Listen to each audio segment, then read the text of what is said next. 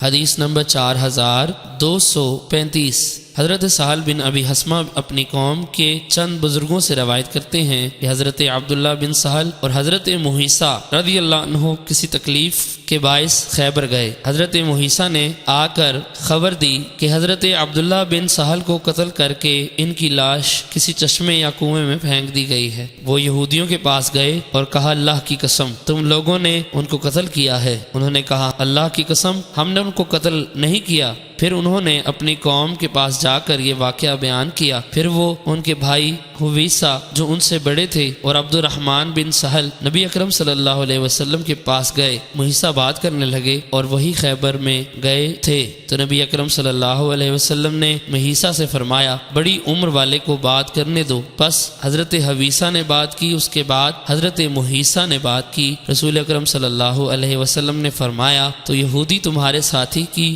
دیت ادا کریں یا جنگ کے لیے تیار ہو جائیں۔ چنانچہ رسول اکرم صلی اللہ علیہ وسلم نے ان کو یہ بات لکھی تو انہوں نے جواب میں لکھا، اللہ کی قسم ہم نے ان کو قتل نہیں کیا۔ نبی اکرم صلی اللہ علیہ وسلم نے حضرت حویسہ، حضرت محیصہ اور حضرت عبد الرحمن رضی اللہ عنہ نے فرمایا، کیا تم قسم کھا کر اپنے ساتھی کا خون ثابت کر سکتے ہو؟ انہوں نے عرض کیا، نہیں۔ آپ نے فرمایا، پھر یہودی تمہارے لیے قسم کھائیں گے؟ انہوں نے کہا، وہ تو مسلمان نہیں ہیں۔ چنانچہ رسول اکرم صلی اللہ علیہ وسلم نے اپنی طرف سے بیت المال سے ان کی دیت ادا کی اور آپ نے ان کی طرف 100 اونٹنیاں بھیجی جو ان کے گھر پہنچا دی گئی۔ حضرت سہل فرماتے ہیں، ان میں سے ایک سرخ اونٹنی نے مجھے لات مار دی۔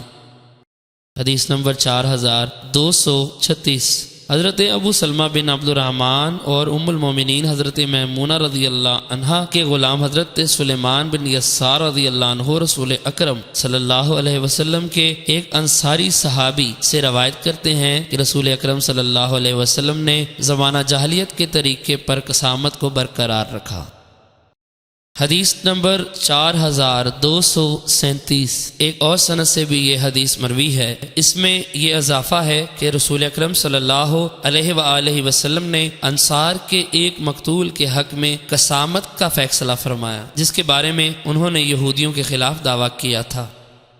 حدیث نمبر 4238۔ حضرت ابو سلمہ بن عبد الرحمن اور حضرت سلیمان بن یسار رضی اللہ عنہ انصار کے کچھ لوگوں سے اور وہ نبی اکرم صلی اللہ علیہ وسلم سے حسب سابق حدیث روایت کرتے ہیں۔